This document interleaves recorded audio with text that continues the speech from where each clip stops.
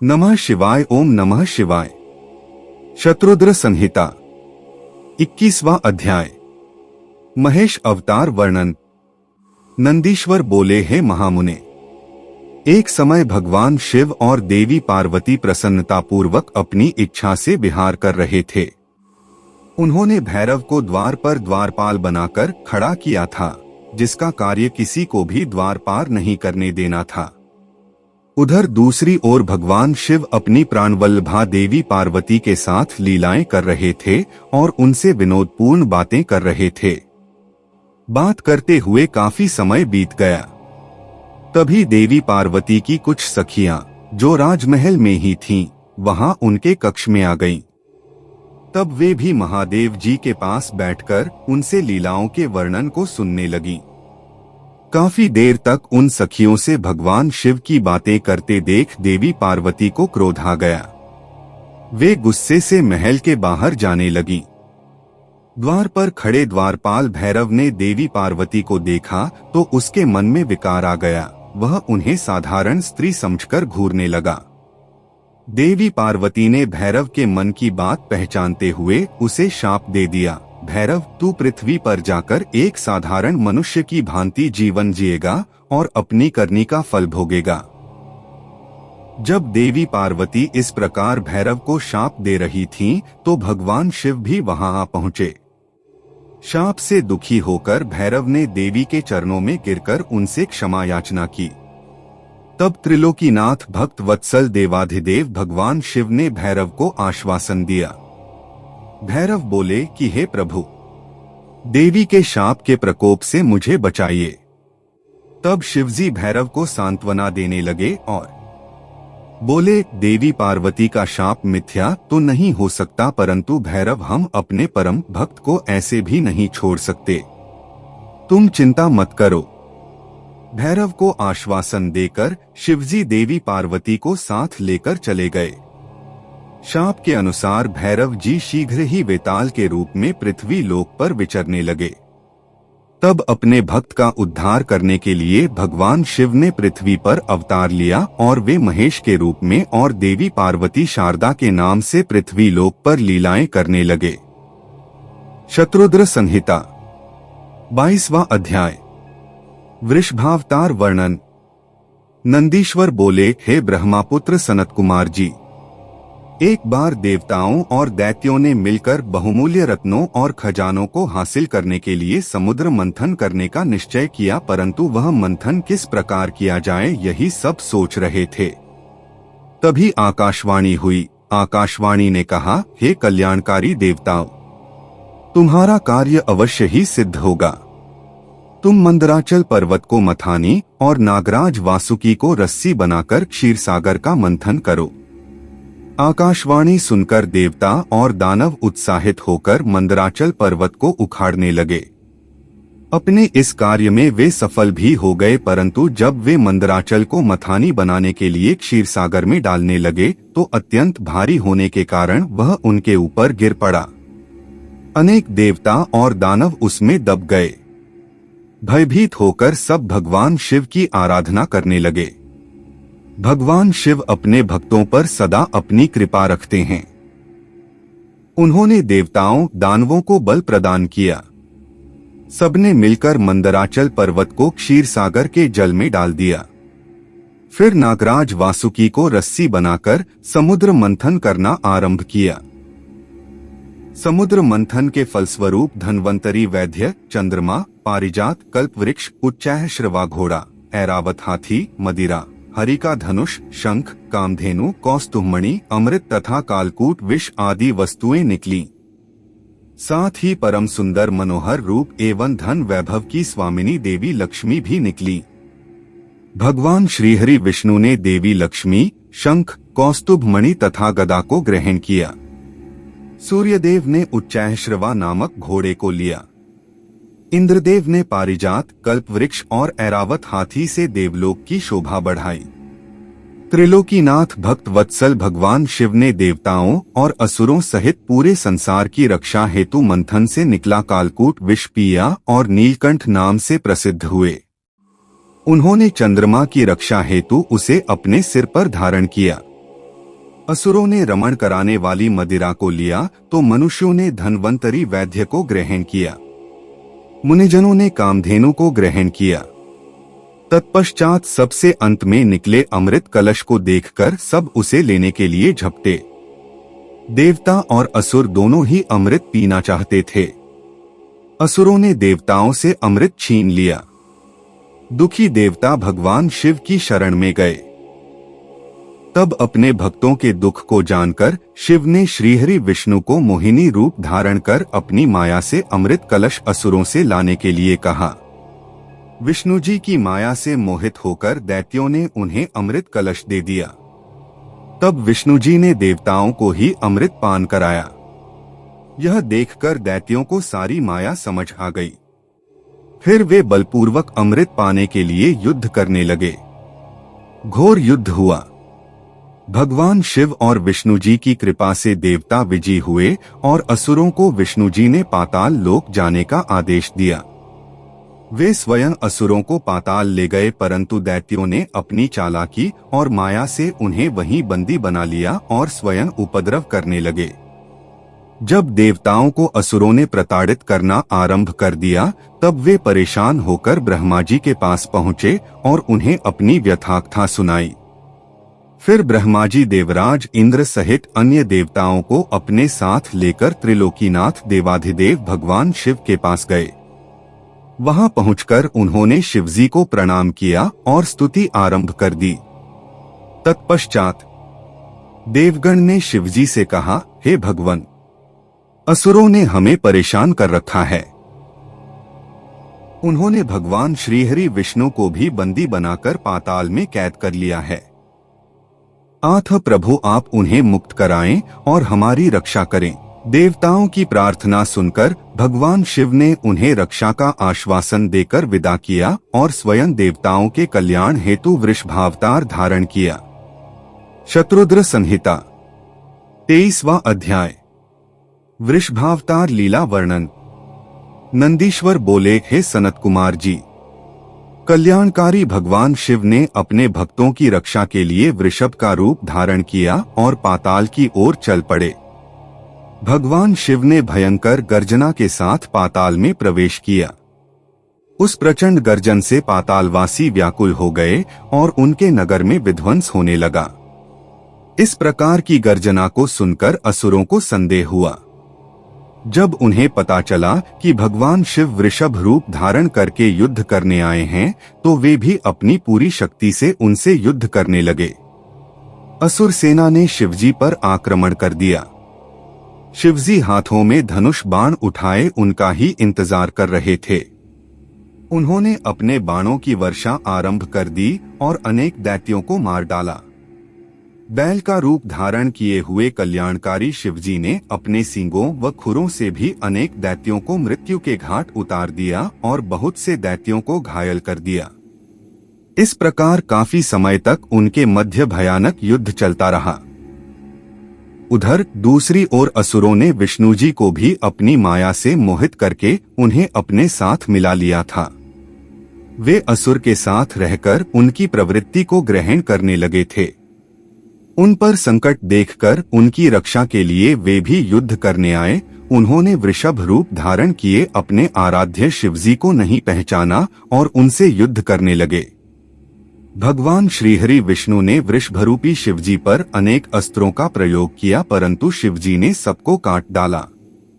फिर शिवजी ने माया के बंधन से विष्णु जी को आजाद किया तो वे तुरंत शिवजी को पहचान गए और उनसे क्षमा याचना करने लगे। विष्णु जी बोले, हे देवाधिदेव, मैं मूर्ख हूँ जो अपने आराध्य स्वामी को नहीं पहचान सका और उनसे युद्ध करने लगा। मुझे क्षमा कर दें और मुझ पर कृपा करें। श्रीहरि की विनयपूर्ण प्रार्थना को सुनकर शिवजी बोले, हे विष्णु, आप तो बड़े बुद्धिमान और ज्ञानी हैं, फिर आप कैसे राक्षसों के मायाजाल में फंस गए तथा उनके साथी बन गए। शिवजी की बातें सुनकर विष्णु जी शर्म के मारे नीचे देखने लगे।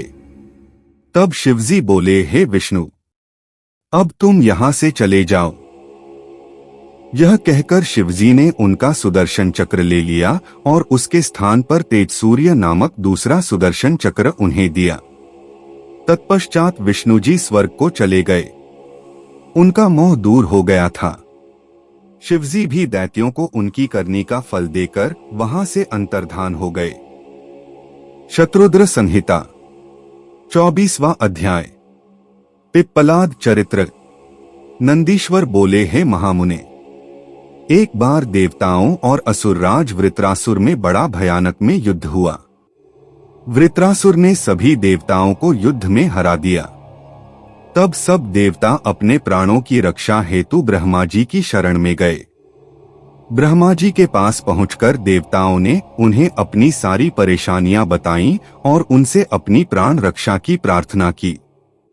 ब्रह्मा जी ने कुछ देर तक विचार किया और फिर देवताओं से कहा, हे देवताओं, महर्षि दधीचि ने भगवान शिव की घोर तपस्या करके उनसे वर मांगा है कि उसकी हड्डियां वज्रसी कठोर हो जाएं। इसलिए तुम महर्षि दधीचि से उनकी अस्थियों को मांग लो।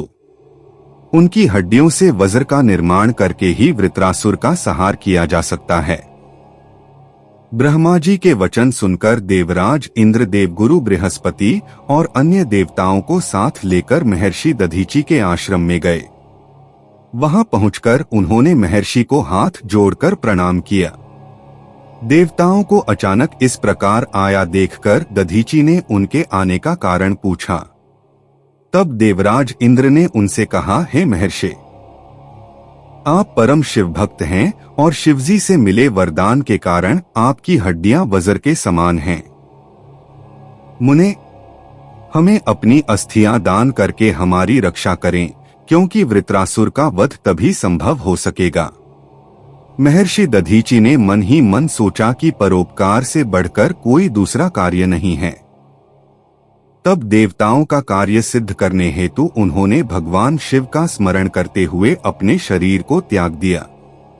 देवता उन पर पुष्प वर्षा करने लगे। जब इंद्र को ज्ञात हुआ कि महर्षि ने अपने प्राणों को त्याग दिया है, तो उन्होंने कामधेनु द्वारा महर्षि दधीचि की सब अस्थियां निकाल लीं और वे अस्थियां त्वष्टा को देकर उससे वज्रे का निर्माण कराने के लिए कहा।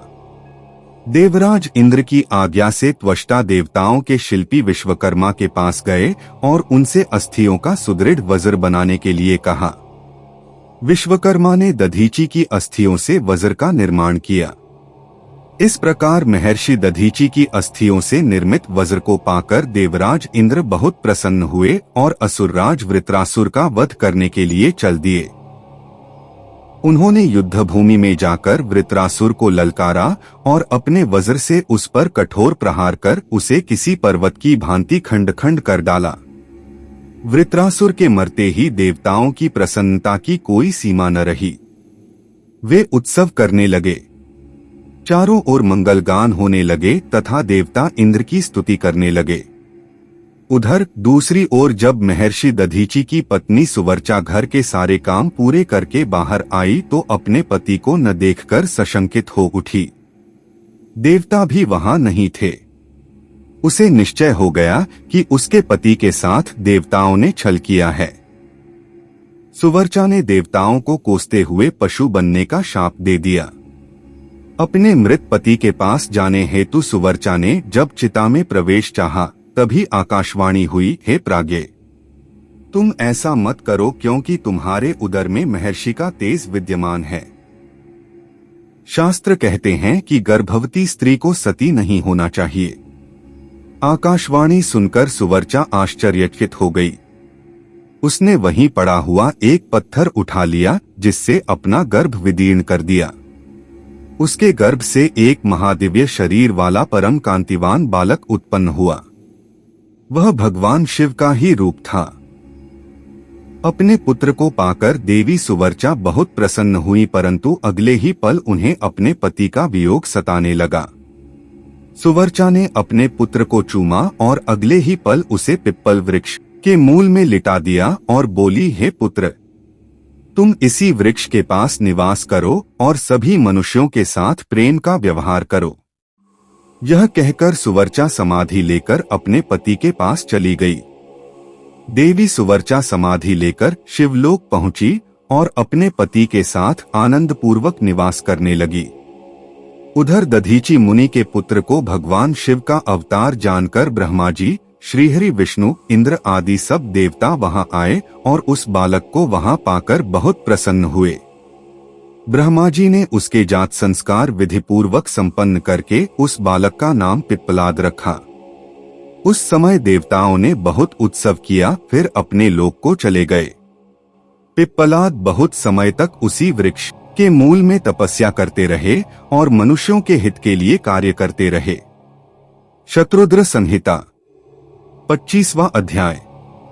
पिप्पलाद महादेव लीला।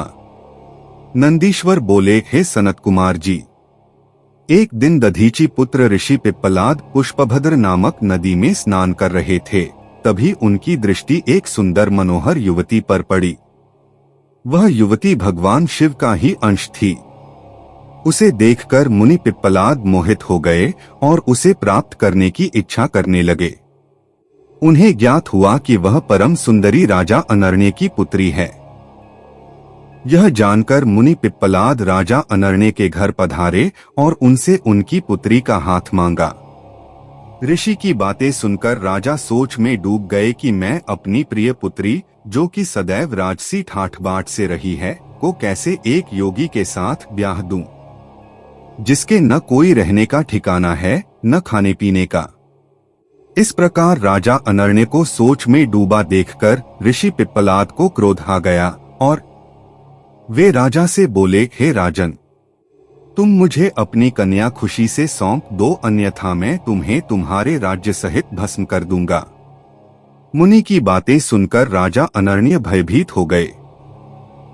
उन्होंने अपने राज्य और प्रजा की रक्षा हेतु अपनी पुत्री पद्मा का विवाह सहर्ष मुनि पिप्पलाद से कर दिया। प्रसन्न होकर मुनि पिप्पलाद अपनी पत्नी को साथ लेकर आश्रम पहुंचे और आनंद पूर्वक वहां रहने लगे। ऋषि पत्नी पद्मा ने अपने पति की बहुत सेवा की। वह हमेशा मन, वचन और कर्म से अपने पति की सेवा शुश्रूषा में लगी रहती थी। उससे ऋषि को 10 महात्मा और तपस्वी पुत्रों की प्राप्ति हुई। मुनि पिप्पलाद ने अनेक लीलाएं की। उन्होंने संसार में किसी से भी निवारण न होने वाली शनिश्चर की पीड़ा को हरने का प्रयत्न किया। ऋषि ने अपने अनुयायी शिष्यों को यह वरदान दिया कि जन्म से लेकर 16 वर्ष तक की आयु वाले शिवभक्त मनुष्यों को शनि की पीड़ा नहीं हो सकती। यदि शनि मेरे इस वचन को झुठलाने के लिए ऐसा करेगा तो भस्म हो जाएगा। इसलिए शनि का प्रकोप कभी भी 16 वर्ष की आयु से कम के मनुष्यों पर नहीं पड़ता है। तात मनुष्य रूप धारण करने वाले ऋषि पिप्पलाद का यह चरित्र मैंने तुम्हें सुनाया है। यह उत्तम चरित्र निर्दोष, स्वर्गप्रद, कुग्रहजनित दोषों का नाश करने वाला, मनोरथ पूर्ण करने वाला तथा शिव भक्ति में वृद्धि करने वाला है। नमः शिवाय। ओम नमः शिवाय। शत्रुद्र संहिता 26वां अध्याय। वैश्यनाथ अवतार वर्णन। नंदीश्वर बोले, हे मुनीश्वर, पूर्व समय में नंदी नामक गांव में महानंदा नाम की एक वेश्या रहती थी। समस्त ऐश्वर्यों से संपन्न होने पर भी वह भगवान शिव की परम भक्त थी। वह नित्य भगवान शिव पार्वती का पूजन करती। महानंदा शिव भक्ति रस में इतना डूब जाती कि घंटों घंटों तक भक्तिभाव में उनके भजनों को गाती रहती। इस भक्तिभाव में जब वह भजन गाती तो उसका मुर्गा और बंदर भी नाच नाच कर साथ देते। एक दिन भगवान शिव ने महानंदा की परीक्षा लेने के लिए एक वैश्य का रूप धारण किया और उसके दरवाजे पर पहुंच गए।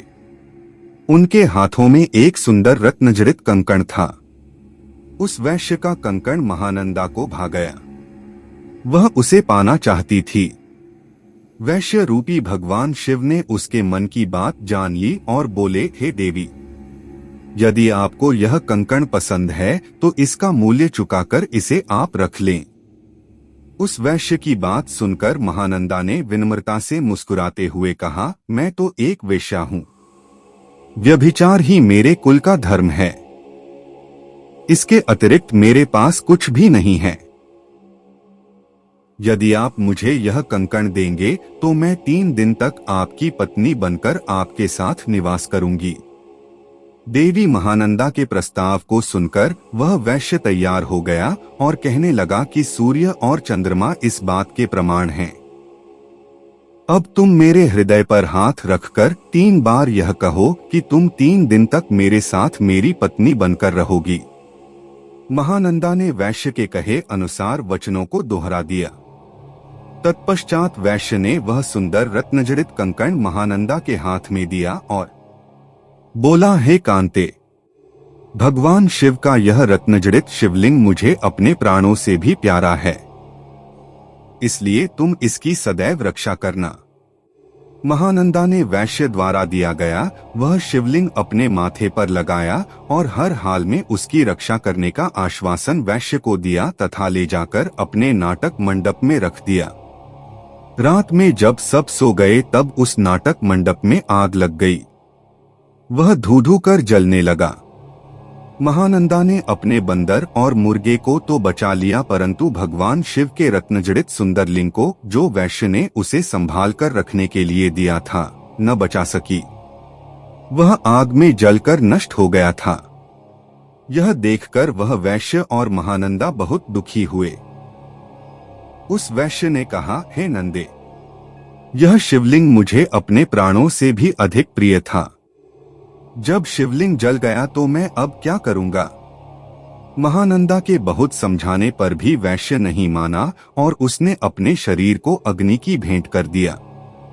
यह देखकर महानंदा को बहुत दुख हुआ कि मेरी असावधानी के कारण उस वैश्य के प्राण चले गए।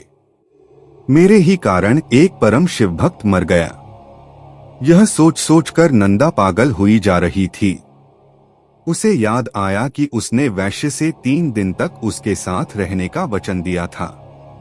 तब महानंदा ने अपना सारा धन, रत्न, आभूषण आदि सभी बहुमूल्य वस्तुएं आदि प्रसन्नता से ब्राह्मणों को दान कर दिए और स्वयं उस वैश्य की चिताग्नि में कूदने लगी। परंतु इससे पहले कि महानंदा उस अग्नि में प्रवेश करती, वहां भगवान शिव प्रकट हो गए। भगवान शिव को साक्षात अपने सामने पाकर नंदा स्तब्ध रह गई और एकटक उन्हें देखने लगी। उसकी आंखों से आंसू बहने लगे। कुछ क्षण पश्चात जैसे ही उसे ध्यान आया, उसने भगवान शिव के चरण पकड़ लिए और उनकी स्तुति करने लगी। तब प्रसन्न होकर महादेव जी बोले, नंदा, मैं तुम्हारी सत्यता, धर्म, धैर्य और निश्चल भक्ति भावना से बहुत प्रसन्न हूँ। मैंने ही वैश्य रूप धारण करके तुम्हारी परीक्षा ली थी, जिसमें तुम सफल हुई। मांगो, क्या मांगना चाहती हो? तब महानंदा बोली, भगवन, मैं और मेरे सभी साथी आपके दर्शनों से ही धन्य हो गए। इससे अधिक हमें कुछ नहीं चाहिए। हाँ, यदि फिर भी आप देना चाहते हैं तो अपने चरणों में थोड़ा सा स्थान दे दीजिए। यह सुनकर शिवजी ने प्रसन्नतापूर्वक महानंदा को शिवलोक भेज दिया। शत्रुद्र संहिता 27वां अध्याय। द्विजेश्वर अवतार। नंदीश्वर बोले थे, तात, भद्रायु राजा, जिस पर भगवान शिव ने ऋषभ रूप में कृपा की थी, की परीक्षा लेने के लिए ही भगवान शिव ने द्विजेश्वर अवतार धारण किया था। ऋषभ के प्रभाव से अपने शत्रुओं पर विजय पाकर भद्रायु सिंहासन पर आरूढ़ हुए। उन्होंने राजा चंद्रागंग की पुत्री सीमंतिनी से विवाह किया। एक समय राजा भद्रायु बसंत ऋतु में अपनी में पत्नी सीमंतिनी के साथ वन विहार करने गए। तब भगवान शिव पार्वती उस दंपति की धर्म निष्ठा की परीक्षा लेने हेतु उस वन में पहुंचे। महान लीलाधारी भगवान शिव और पार्वती जी ने ब्राह्मण ब्राह्मणी का रूप धारण किया और अपनी माया से रचित सिंह से भयभीत होते हुए राजा भद्रायु की शरण में गए और उनसे अपनी प्राण रक्षा करने हेतु प्रार्थना करने लगे। उस ब्राह्मण दंपति की रक्षा हेतु राजा भद्रायु ने तुरंत धनुष बाण उठा लिया और बाणों से उसे घायल करना चाहा, परंतु उस सिंह पर कोई प्रभाव न पड़ा। उसने झपटकर ब्राह्मणी को पकड़ लिया। वह बहुत चीखी, चिल्लाई, परंतु सिंह ब्राह्मणी को बलपूर्वक घसीटता हुआ भाग गया। अपनी पत्नी को सिंह द्वारा ले जाए जाने पर ब्राह्मण बहुत दुखी हुआ और रोने लगा और राजा भद्रायु से बोला, हे राजन, आपके बड़े बड़े आयुध कहाँ हैं? तुम्हारे पराक्रम का क्या फल है? क्या आप जंगली जानवरों के आघातों से भी दुखियों की रक्षा नहीं कर सकते? दीन दुखियों की रक्षा करना राजा का परम धर्म होता है। फिर आपने अपने क्षत्रिय धर्म का पालन क्यों नहीं किया? आपने अपने कुल का धर्म ही नष्ट कर दिया है। जो दुखी और शरणागतों की रक्षा नहीं कर सकता, उसे जीने का कोई अधिकार नहीं है। कृपण, अनाथ और दीन दुखी की रक्षा करने में असमर्थ मनुष्य को जहर खा लेना चाहिए या अग्नि में जल जाना चाहिए। उस ब्राह्मण द्वारा कही गई बातें सुनकर राजा भद्रायु को बहुत दुख हुआ। वह अपने दुर्भाग्य को याद करके शोक में डूब गया। उसने सोचा कि आज मेरा सारा पौरुष नष्ट हो गया। आज मैं एक असहाय ब्राह्मणी की रक्षा नहीं कर सका, इसलिए मुझे घोर पाप लगेगा। मेरे कारण ब्राह्मण भी शोकाकुल हो गया है। उसकी स्त्री को भी सिंह ले गया है, पता नहीं उसने उसका क्या किया होगा। मुझे अपने पापों को कम करने के लिए इस ब्राह्मण देवता को प्रसन्न करना होगा। यह सोचकर राजा भद्रायु उस ब्राह्मण के चरणों में गिर पड़े और बोले, हे ब्राह्मण, मुझे क्षमा कर दीजिए, मैं आपकी पत्नी की रक्षा नहीं कर सका। मैं अपना राजपाट सब आपके चरणों में न्योछावर करता हूँ। यह सुनकर वह ब्राह्मण बोला, भला मैं ठहरा भिक्षा मांगने वाला एक ब्राह्मण, मैं तुम्हारे राजपाट का क्या करूँगा? इसलिए यदि तुम वाकई मुझे कुछ देना चाहते हो तो अपनी पत्नी मुझे दान में दे दो। ब्राह्मण की बात सुनकर राजा भद्रायु ने कहा, ब्राह्मण, पराई स्त्री का उपभोग तो महापाप है, उसका प्रायश्चित भी नहीं हो सकता। तब ब्राह्मण ने कहा कि राजन, मैं तो बड़े से बड़े पाप को अपनी तपस्या से पल भर में नष्ट कर सकता हूँ। तब भद्रायु ने सोचा कि मुझे ब्राह्मण को अपनी स्त्री दान करके शीघ्र ही अग्नि में प्रवेश कर जाना चाहिए। तत्पश्चात राजा भद्रायु ने अपनी पत्नी उस ब्राह्मण को सौंप दी। उसके बाद उन्होंने अग्नि प्रज्वलित की और स्नान कर देवताओं को प्रणाम करने के पश्चात उस अग्नि की 3 बार परिक्रमा की। फिर त्रिलोकीनाथ के भगवान शिव का ध्यान करने लगे और उन्हीं का स्मरण करते हुए जैसे ही वे अग्नि में प्रवेश करने लगे, वैसे ही द्विजेश्वर रूपधारी भगवान शिव वहां प्रकट हो गए। भगवान शिव के 5 मुख, 3 नेत्र, पिनाक और चंद्रकलाधारी सुंदर स्वरूप, जो कि करोड़ों सूर्यों के समान प्रकाशित था, देखकर राजा भद्रायु आनंदमग्न हो उठे। उन्होंने दोनों हाथ जोड़कर शिवजी को प्रणाम किया और उनकी स्तुति करने लगे। राजा भद्रायु की स्तुति सुनकर भगवान शिव पार्वती बोले, हे भद्रायु, तुम्हारी शिव भक्ति से मैं बहुत प्रसन्न हूँ। तुमने सदा मेरा भक्तिभाव से पूजन किया है। अतः तुम अपनी पत्नी सहित मुझसे वर मांगो। आज मैं तुम्हारी मनोवांछित अभीष्ट वस्तु प्रदान करूंगा। मैंने ही तुम्हारी परीक्षा लेने हेतु ब्राह्मण का रूप धारण किया था। ब्राह्मणी के रूप में स्वयं देवी पार्वती थीं और वह सिंह मायावी था। तुम अपनी परीक्षा में सफल हुए हो राजन। कहो क्या चाहते हो? भगवान शिव के ये उत्तम वचन सुनकर राजा भद्रायु बोले, हे देवाधिदेव भगवान शिव, आप सबके परमेश्वर हैं। आपके स्वरूप के साक्षात दर्शन पाकर मैं धन्य हो गया हूँ।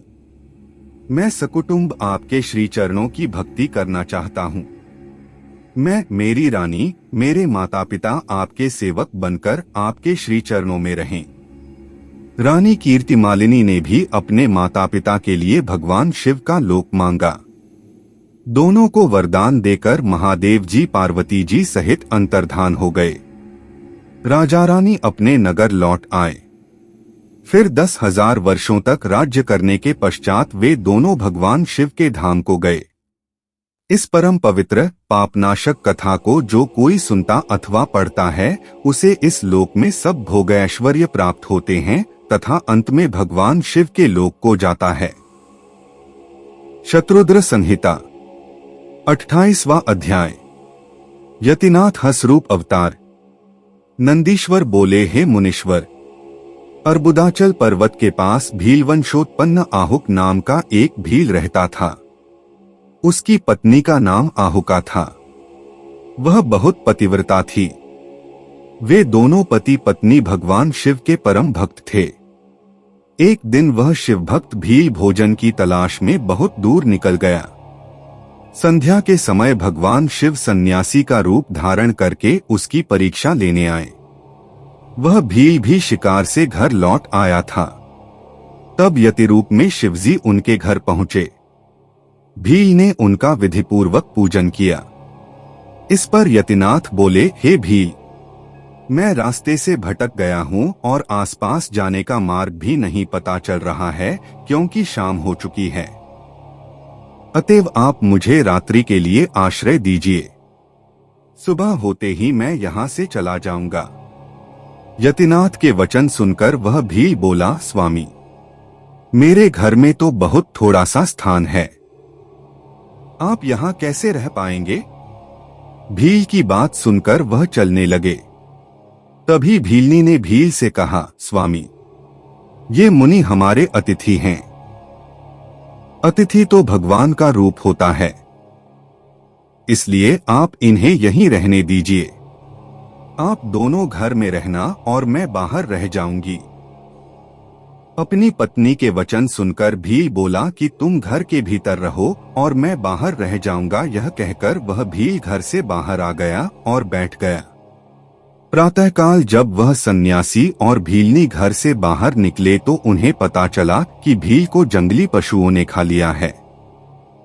यह देखकर वे दोनों बहुत दुखी हुए। तब वह सन्यासी बोला कि मेरी वजह से तुम्हारे पति की मृत्यु हो गई है। हे देवी, मुझे क्षमा कर दीजिए। तब वह भीलनी कहने लगी कि आप दुखी न हो। अतिथि की रक्षा करना हमारा धर्म है और मेरे पति ने तो अपना धर्म निभाया है। यह कहकर उस भीलनी ने चिता तैयार की और उसमें अग्नि प्रज्वलित कर सती होने लगी। उसी क्षण भगवान शिव वहां प्रकट हो गए और बोले, तुम धन्य हो, मैं तुम पर प्रसन्न हूं। तुम अपनी इच्छानुसार वर मांगो, मैं तुम्हारी इच्छा अवश्य पूरी करूंगा। देवाधिदेव महादेव जी को इस प्रकार सामने पाकर भीलनी बहुत प्रसन्न हुई और शिवजी की स्तुति करने लगी। बहुत कहने पर जब भीलनी ने कुछ नहीं मांगा, तब भगवान शिव बोले, अगले जन्म में मैं हंस रूप में प्रकट होऊंगा। तुम विदर्भ नगर में भीमराज की पुत्री दमयंती के रूप में जन्म लोगी। उस समय यह भील निषाद देश का राजपुत्र होगा। उसके पिता वीरसेन होंगे और उस जन्म में उसका नाम नल होगा। तब हंसरूप में मैं तुम दोनों अर्थात नल दमयंती का मिलन कराऊंगा। उस समय तुम समस्त राज भोग भोगने के पश्चात मोक्ष को प्राप्त होगे। यह कहकर भगवान शिव वहीं लिंग रूप में स्थित हो गए। भील के धर्म के प्रति अचल रहने के कारण यह लिंग अचलेश नाम से जगत प्रसिद्ध हुआ। अगले जन्म में भील नल भीलनी दमयंती बने और भगवान यतिनाथ शिव ने हंस रूप में जन्म लिया और उनके पूर्व जन्म के पुण्य से प्रसन्न होकर उन्हें सुख प्रदान किया। शत्रुद्र संहिता 29वां अध्याय। श्री कृष्ण दर्शन अवतार। नंदीश्वर बोले, हे सनत कुमार जी, इक्ष्वाकु वंश में श्राद्ध देव की 9वीं पीढ़ी में राजा नभग का जन्म हुआ और उनके पुत्र नाभाग हुए। नाभाग के पुत्र रूप में अम्बरीश का जन्म हुआ। वे परम विष्णु भक्त थे। अम्बरीश के पितामह नभग को स्वयं भगवान शिव ने ज्ञान दिया था। एक समय की बात है कि जब नभग गुरुकुल में शिक्षा ग्रहण करने गए हुए थे, उस समय उनके भाइयों ने राज्य का विभाजन कर लिया और नभग के भाग को भी हड़प कर अपने राज्य में मिला लिया। शिक्षा ग्रहण करने के पश्चात जब वे गुरुकुल से लौटे तो उन्होंने अपना भाग मांगा, परंतु उनके भाइयों ने कहा कि हमने तुम्हारा हिस्सा किया ही नहीं था।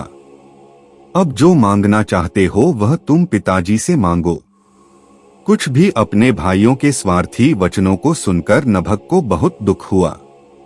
वे अपने पिता के पास गए और उन्हें सब कुछ बताया। पिता उन्हें धैर्य बंधाते बोले कि तुम्हारे भाइयों ने तुम्हारे साथ छल किया है।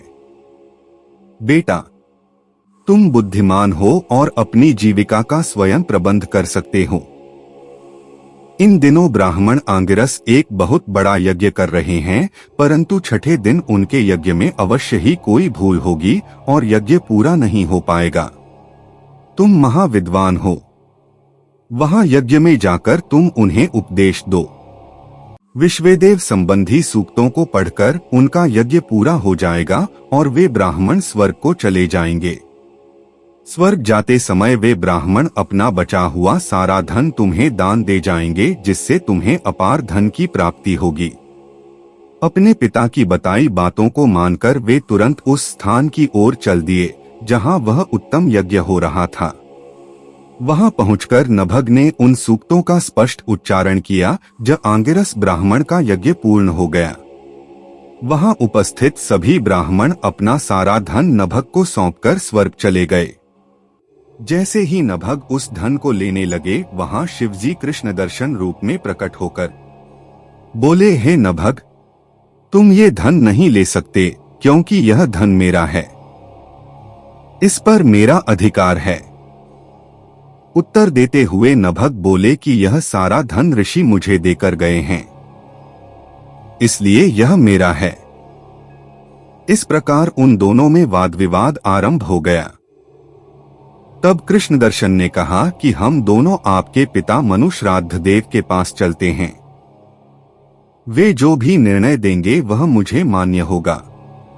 इस प्रकार नभग और श्री कृष्ण दर्शन मनु श्राद्ध देव के पास अपना विवाद सुलझाने के लिए पहुंचे। उनकी बातें सुनकर श्राद्ध देव ने अपने पुत्र नभग से कहा, हे पुत्र, इस यज्ञ की सभी वस्तुएं देवाधिदेव भगवान शिव की हैं। यदि वे अपनी कृपा करें तो वह तुम पा सकते हो। तुम उनकी स्तुति करो, वे तुम्हारे अपराध को अवश्य ही क्षमा कर देंगे। भगवान शिव ही अखिलेश्वर और यज्ञ के अधिष्ठाता हैं। ब्रह्मा, विष्णु सहित सभी देवता, सिद्ध और ऋषिगण उनकी आज्ञा से ही कार्य करते हैं। यह कहकर श्राद्ध देव ने अपने पुत्र को लौटा दिया। नभग पुनः यज्ञ भूमि में पहुंचे और भगवान शिव की हाथ जोड़कर स्तुति करने लगे। उन्होंने क्षमा याचना की। उनकी प्रार्थना सुनकर ब्रह्मा, विष्णु व अन्य देवता भी वहां प्रकट हो गए और वे शिवरूपी कृष्ण दर्शन की स्तुति करने लगे। तब प्रसन्न होकर वे बोले, हे पुत्र नभग, तुम्हारे पिता के वचन बिल्कुल सत्य हैं। मैं ही यज्ञ का अधिष्ठाता हूँ और तुम्हारी उत्तम स्तुति से प्रसन्न हुआ हूँ। मैं तुम्हें सनातन ब्रह्म ज्ञान देता हूँ। तुम महाज्ञानी हो और सब अभीष्ट वस्तुओं को ग्रहण करो। यह कहकर भगवान शिव अंतर्धान हो गए। सब देवता भी उनके गुणों का गान करते हुए अपने अपने धाम को चले गए। श्राद्ध देव भी नभग के साथ अपने घर चले गए। इस लोक में अनेक सुखों को भोगकर मृत्यु के उपरांत वे शिवलोक वासी हुए। इस प्रकार मैंने भगवान शिव के कृष्ण दर्शन नामक अवतार का वर्णन किया। इसे सुनने अथवा पढ़ने से सभी प्रकार के लौकिक और पारलौकिक मनोवांछित फलों की प्राप्ति होती है। शत्रुद्र संहिता 30वां अध्याय। भगवान शिव का अवधूतेश्वरावतार। नंदीश्वर बोले, हे ब्रह्मपुत्र, एक समय की बात है, देवगुरु बृहस्पति ने देवराज इंद्र और सब देवताओं को साथ लेकर त्रिलोकीनाथ देवाधिदेव भगवान शिव के दर्शन करने के लिए उनके धाम कैलाश पर्वत की ओर प्रस्थान किया। देवराज इंद्र की परीक्षा लेने के लिए महान लीलाधारी भगवान शिव ने भयंकर अवधूत का रूप धारण किया। अग्नि के तेज से प्रज्वलित विशालकाय वे पुरुष बीच रास्ते में ही विराजमान हो गए। बृहस्पति जी के साथ इंद्र व अन्य देवता अद्भुत विशालकाय आकार वाले पुरुष को अपने मार्ग में बैठा देखकर आश्चर्यचकित हो गए। इंद्रदेव क्रोधित हो उठे। वे भी भगवान शिव को नहीं पहचान सके। वे पूछने लगे, तुम कौन हो? तुम्हारा क्या नाम है और तुम कहां से आ रहे हो? मुझे जल्दी से बताओ, भगवान शिव क्या अपने स्थान पर ही विराजमान हैं या फिर कहीं गए हुए हैं? मैं देवगुरु व अन्य देवताओं के साथ कल्याणकारी परमेश्वर के दर्शनों के लिए यहाँ आया हूँ। उनकी ऐसी बातों और प्रश्नों को सुनकर भी अवधूत रूप धारण किए शिवजी ने कोई उत्तर नहीं दिया। देवराज ने दोबारा पूछा। शिवजी फिर भी चुप रहे। देवराज इंद्र के बार बार पूछने पर भी महायोगी शिवजी कुछ नहीं बोले। तब देवराज अपने ऐश्वर्य के घमंड के कारण क्रोधित हो उठे और जोर से चिल्लाते हुए बोले, ओ मूर्ख, मेरे बार बार पूछने पर भी तू कोई उत्तर क्यों नहीं देता है? अब मैं तुझे तेरी करनी का फल तू देता हूँ और तुझ पर अपने वज्र का प्रहार करता हूँ। देखता हूँ तुझे मुझसे आज कौन बचाता है। यह कहकर देवराज इंद्र ने अपने हाथ में वज्र उठा लिया और शिवजी पर प्रहार करने लगे। लेकिन भगवान शिव ने इंद्र को वहीं जड़ कर दिया। उनका हाथ अपने स्थान से हिल न सका। अब तो इंद्र क्रोध में अपना आपा खो बैठे। यह दृश्य देखकर देवगुरु बृहस्पति भगवान शिव को तुरंत पहचान गए। उन्होंने जान लिया कि देवराज को इस प्रकार उनके स्थान पर जड़ करने वाले स्वयं देवाधिदेव महादेव जी हैं। वे हाथ जोड़कर भगवान शिव की स्तुति करने लगे। फिर उन्होंने शिवजी से देवराज इंद्र के अपराध को क्षमा करने की प्रार्थना की।